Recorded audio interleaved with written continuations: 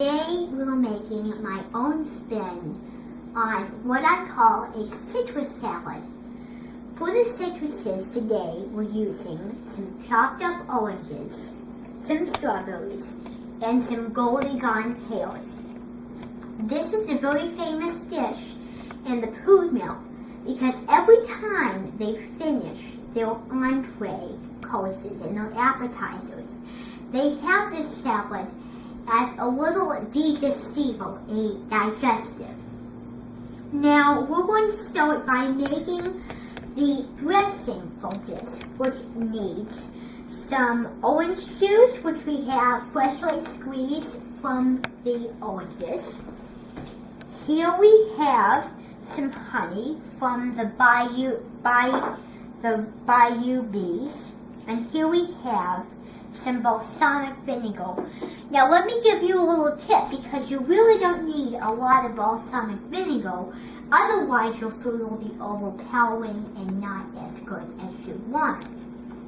So this is how we're going to assemble the dressing, because for this plate we're going to be making a very beautiful presentation, and we're going to be pouring the dressing over the salad once we finish the presentation. So this is a really beautiful and delicious dish. And believe me, when you see it, you're going to think it looks just like the food mill. All the different colors shining in the sunshine in the fields. Now, we're going to pour some orange juice from this little gravy mug I have right here. This is what they use in Britain for pouring their tea or coffee. Then we're going to add some honey fresh from the black bees. Just get a spoon here and you want all of it. Honey is really good for phlegmy throat. So if you have a phlegmy throat, honey is always the best way of doing it. That's why it's so good. We got all our honey. Then we're going to pour all olive oil and our balsamic vinegar dressing. Then, get all of it. Then we want to whisk it, because if we just have it just like this, it would taste gross, wouldn't it? So then mix it together very well. And it might not look very attractive, but this dressing for the salad, this salad dressing, really accompanies, it really adds a great addition to our citrus. Very good. Now, we're going to talk about the fruit. So we're going to cut up our pear slices. So we're going to bring over pear slices. Now, let me give you another tip. This side is always the best side, because if you do it on this side, it'll be kind of rocky. You can feel how rocky it is. When you do it on this side, it's nice and still. Otherwise, you'll have a very difficult time and you'll probably cut your finger. Now we're going to cut down the pear slices.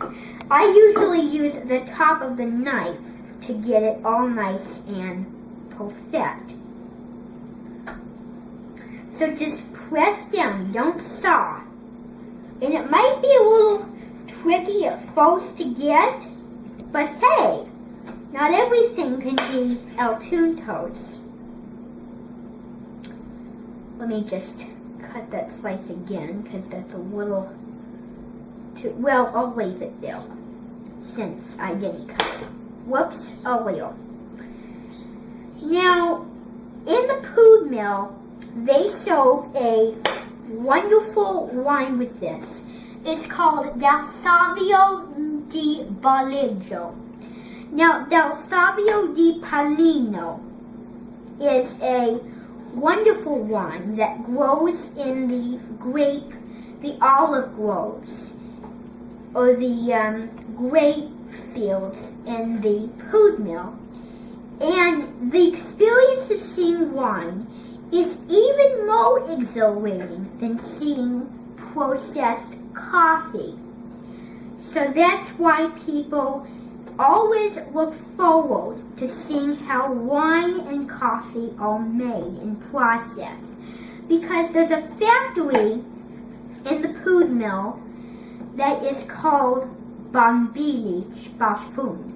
And Bambilish Baffoon, it's kind of a tricky name to say, they process coffee and they harvest the grapes from the vineyards. And then they make their wine, they put it in bottles, and they ship it off all over the Pud Mill. I wish they could ship it off around here, but the people are afraid of heights, so they can't go on a plane. But I do have to admit, we would really look forward to it. Now we're going to bring over, I'm going to put these slices in our arrangement dish here. And we're going to bring over our strawberries. The word strawberries in Jokin, these are known as kaboom.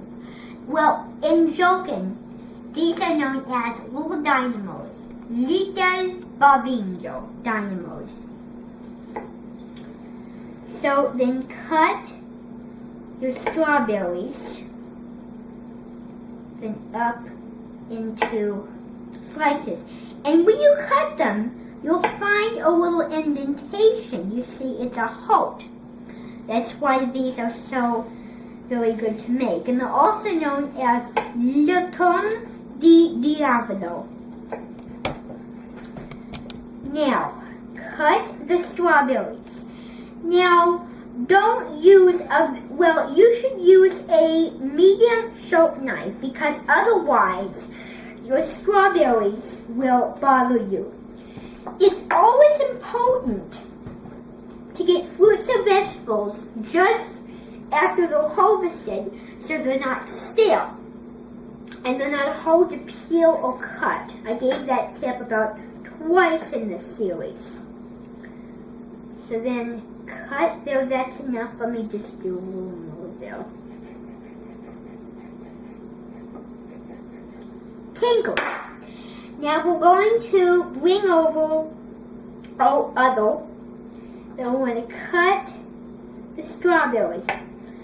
So let me remind you that cooking is not like rushing. You should definitely kind of savor it, kind of relax. Cooking, I don't know if you know this, but you and I do, because cooking is about relaxing, not about rushing or dilly-dallying. So, we're going to, whoops, I keep forgetting to finish my other strawberries, but that's okay. So now we're going to cut our other strawberries here, other straw. That's the way of shortening it. You need to know how to cut, because cutting is a very important cooking skill. And everybody in this world, when they cook, needs to know how to cut. So now we're going to transfer our cut up like strawberries to a bowl, to this bowl here. I am really looking forward, whoops, strawberry overboard. I'm really looking forward to this salad because of all the freshness. Now, freshness is essential when it comes to cooking. Freshness is essential. That makes all the difference. Cook it, keep it, cook it, keep on cooking. This is the way to live. That's a song from Julia Child. She was singing through lines, and freshness is essential. Trust me, it is. Whoops. Oh, there. Now, I'm going to move over one of our last strawberry cut up slices. fill. Now, this should not be a very big salad, but since we have a big plate, I'm going to kind of fudge a little on that. So, we're going to cut up our last ripe strawberry from the meadow in the Poudno. I don't know if you know this, but these strawberries come from the Poudno because they are so famous in lots of different dishes. Even super al inglese, they're famous with all sorts of different soups, salads, and even cakes and desserts. Because they are very serious about all the recipes they make in the Poudno. Now we're going to bring over our last pail here. I forgot about this pail. I shouldn't have forgotten. I've done a dozen of these before. Stutter. Now we're going to cut the pear slices. Make sure that they're fairly small. And make sure they're ripe. Because when it comes to pears, a lot of people are really particular about how they like their pears. Because I have seen traces of stale and raw pears. And it's not very common in the Poudno, but you need to make sure that when you use the salad, you do not want to get stale pears. Because if you do the salad too late, you'll have to wait till next summer to do your salad. So here we have our dressing. We have our cut up ripe strawberries, we have our pear, and we have our oranges. Before I assemble the salad, I'm going to wash my hands because I have all the nice citrusy juices all over them. Okay, now we're going to move over our cutting board. It's balanced. Now we're going to give us enough room that we can work. Now, this is how we're going to do it. So we're going to take it easy. We're going to kind of do it a little easier. And we're going to take time. We're not going to rush it. As I said, cooking is about relaxing. So we're going to overlap. So we're going to put slices like this over the exterior of the plate here. I think overlapping and sashimi are beautiful looking cuts. And you want to make sure that it tastes good and it looks beautiful. Some might be a little uneven, but that's okay. I don't mind uneven slices. We don't want to waste a thing because in Italy, in any country in the world, they never waste anything unless it's not very healthy for you, or unless it's bad for you, or unless they're tired of it.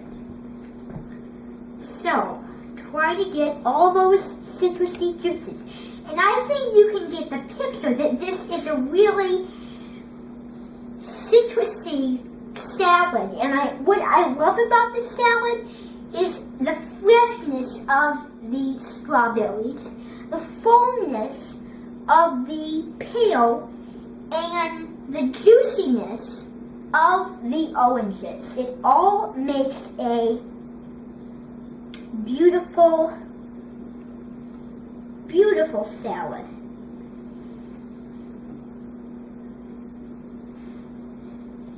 We're almost done here. That's going to be enough. Wipe off my thing here. Now, we're going to put our strawberries. We're going to continue making our layer. Ugh, I am getting so excited I can barely talk right now because this salad is just a work of art, Exterior de Punta. This is one of the Renaissance paintings, and in Italy, in the Renaissance, there was an artist. His name is Leonardo da Vinci. You might know him. And sometimes when he paints, he makes these beautiful paintings in the Renaissance of plates of food. And I just thought it was so astounding and so beautiful to look at. This plate is a work of art. Who wouldn't want to have this? So put your pear slices in the middle, because the bigger things must go in the middle. It's kind of bulky, but it's beautiful. So now we want to stand that one up. This one's very stubborn. There. And now I'm going to just kind of finish putting some extra swab over the spaces. So I'm going to cover every white space there is. I just remembered. That's the important thing. You want to cover every white, because some people in this world are particular about seeing the white slices here. So you want to make sure you cover that, because it's not very pretty to look at, the white flesh and material and whatnot. There, I'm sure we have enough there. That's enough. So that is how we do our beautiful, delicious salad. But before we do, I forgot, we're going to pour the dressing. Let's get first. And we're going to whisk it. I just forgot about the dressing. How can I forget about the dressing? So whisk the dressing. You want to make sure you whisk all dressing really well. Remember, that had the honey, the orange juice, and we had the beautiful balsamic olive oil dressing. Then we're going to just pour it, spoon it, lovingly spoon it. Don't try to pour it, because that's not very aquatil. They wouldn't use that. So then lovingly spoon it. Because in Italy, they don't pour everything, because then they get too much.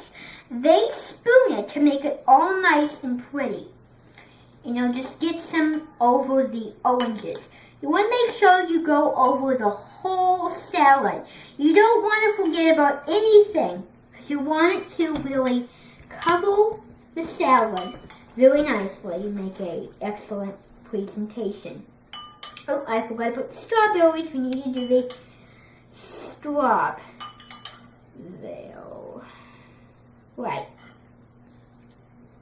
And then, after I get assembled with this, we're going to enjoy this beautiful salad.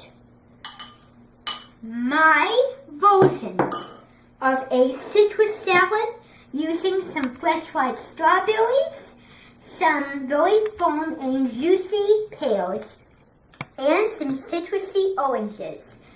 Here it is. Bon appetit.